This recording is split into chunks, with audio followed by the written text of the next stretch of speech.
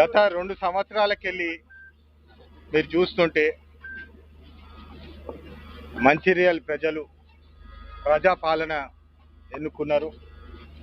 గత 10 సంవత్సరాల జరగని అభివృద్ధి ఈ 2 సంవత్సరాల్లో ప్రజల ముందు ఉంది అని చెప్పి స్పష్టంగా తెలుస్తుంది. గత 10 సంవత్సరాలు కేంద్రంలో భారతీయ జనతా పార్టీ, రాష్ట్రంలో బీఆర్ఎస్ ఉన్నప్పటికీ కూడా పెద్దపల్లి కాన్స్టిట్యున్సీకి, ప్రత్యేకంగా మంచిర్యాల డిస్ట్రిక్ట్కి ఏం నిధులు తీసుకొచ్చినారని చెప్పి ఈరోజు నేను వారిని సవాల్ విసురుతున్నాను. ఎందుకంటే basic development works, sanitation works, connectivity works దేనికి కూడా ఒక్క పైసా పని చేయలేదు ఈ భాజపా బీఆర్ఎస్ పార్టీ అని చెప్పి ప్రజల ముందు ఉన్నది. అందుకని పెద్ద ఎత్తున ఈసారి ప్రజాపాలన ఎన్నుకున్నారు.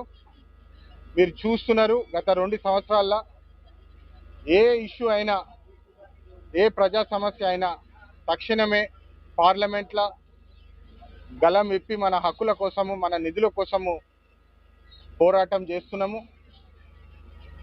బీజేపీ పార్టీకి తెలంగాణ అంటే చిత్తశుద్ధి లేదని చెప్పి స్పష్టంగా తెలుస్తున్నది. ఎందుకంటే మీరు చూస్తున్నారు, ఈసారి బీజేపీ ఎంపీలు తెలంగాణ విభజన పాకిస్తాన్ తోటి పోలుస్తున్నారు.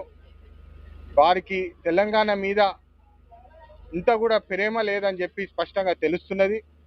ప్రత్యేకంగా 10 సంవత్సరాలు వాళ్ళు అధికారంలో ఉన్న కేంద్రానికి వెళ్ళి ఏం కేటాయించినారు తెలంగాణ కోసం ప్రత్యేకంగా అని చెప్పి ఈరోజు నేను వారిని సవాల్ విసురుతున్నాను. ఈ సవితి ప్రేమ మాకు వద్దు అని చెప్పి పార్లమెంట్లో కూడా చెప్పడం జరిగింది. ప్రత్యేకంగా ఈరోజు మంచిర్యాల్ రైల్వే స్టేషన్ రావడం జరిగింది. అమృత్ భారత్ స్కీమ్ కింద గత 2 సంవత్సరాలు ప్రత్యేకంగా పార్లమెంట్లో గలం విప్పుతూ అశ్విని వైష్ణవ్ గారిని ప్రశ్నలు అడుగుతూ మన హక్కుల ప్రకారం మాకు నిధులు కావాలని చెప్పి డిమాండ్ చేస్తూ అనేక డెవలప్మెంట్ వర్క్స్ కోసము మేము ముందుకెళ్లాలని చెప్పి మా ప్రయత్నం ఉన్నది. ప్రత్యేకంగా అమృత్ భారత్ స్కీమ్ కింద 25 కోట్ల రూపాయల శాంక్షన్ అయింది. అయినప్పటికీ కూడా పని ఎందుకు వేగంగా జరగట్లేదు అని చెప్పి ఈరోజు ఇన్స్పెక్ట్ చేయడానికి వచ్చినాము. ఈ ఎఫ్ఓబి కూడా 12 మీటర్ ఎఫ్ఓబి కూడా కన్స్ట్రక్షన్ అవుతుంది. అధికారులు చెప్తున్నారు దాదాపు ఒక 2 నెలల్లో మొత్తం పని పూర్తవుతుందని చెప్పి వారు మాకు చెప్పడం జరుగుతుంది. నేను ఒకటే ప్రశ్న అడగదలుచుకుంటున్నాను. ఈరోజు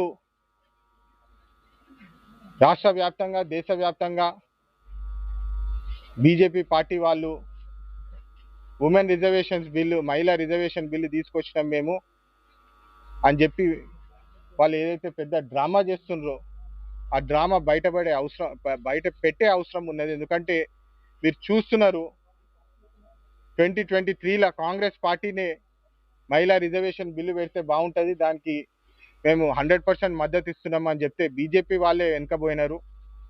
మరి ఈసారి రాజ్యాంగాన్నే మార్చేసే కుట్ర చేసి ఆ కుట్రతో పాటు మహిళా రిజర్వేషన్ బిల్లు పెట్టి ప్రజలను తప్పుదారిలో తీసుకుపోయే ప్రయత్నం చేసినారు. కానీ ప్రజాస్వామ్యం బతుకుంది, మేము 100% ప్రజల వైపే ఉంటామని చెప్పి మా ఓటు హక్కు ద్వారా ఆ కుట్రని, ఈ రాజ్యాంగాన్ని ఏదైతే తిరిగి రాయాలనే ప్రయత్నం ఉండేనో దానికి వ్యతిరేకంగా మేము ఓటు వేసినాము. రాజ్యాంగాన్ని కాపాడుకుంటాం ఎట్టి పరిస్థితుల్లో, మహిళా రిజర్వేషన్ కూడా ఎట్టి పరిస్థితుల్లో మేము తీసుకొస్తామని చెప్పి మేము మళ్ళొకసారి ప్రజల్లో ఆ విశ్వాసం ఇప్పిస్తున్నాము. మీరు చూస్తే ఒక హత్రాస్ రేప్ కేసు అయింది, ఒక ఉన్నావ్ రేప్ కేసు అయింది, ఒక బిల్కిస్ బాను రేప్ కేసు అయింది.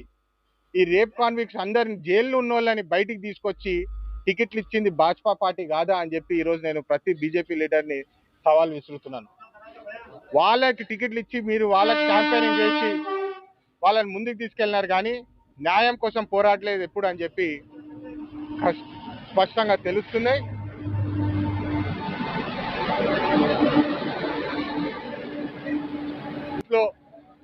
ప్రజల వైపు ఉంటాము, ప్రజల అభివృద్ధి కోసమే పోరాడతాము. తెలంగాణకు అవమానం చేస్తే మేము ఊరుకోము, మేము తిరిగి కొడతామని చెప్పి బీజేపీకి ఒక హెచ్చరిక ఇది. జై హింద్, జై తెలంగాణ.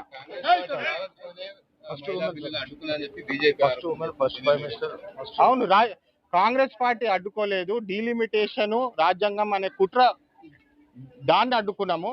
మేము సవాల్ కూడా విసిరినాము మా కాంగ్రెస్ లీడర్స్, ఉట్టి ఉమెన్స్ రిజర్వేషన్ బిల్లు పెట్టండి పాస్ చేస్తామని. వాళ్ళు ఎందుకు పెట్టలేదు అని మీరు ఖచ్చితంగా బీజేపీ వాళ్ళని కూడా అడగాలి. ఉట్టి మహిళా రిజర్వేషన్ బిల్లు ఎందుకు పెట్టలేదు, ఈ రాజ్యాంగం కుట్రతోటి ఎందుకు పెట్టిందని చెప్పి వాళ్ళకి సవాల్ అడగాలి.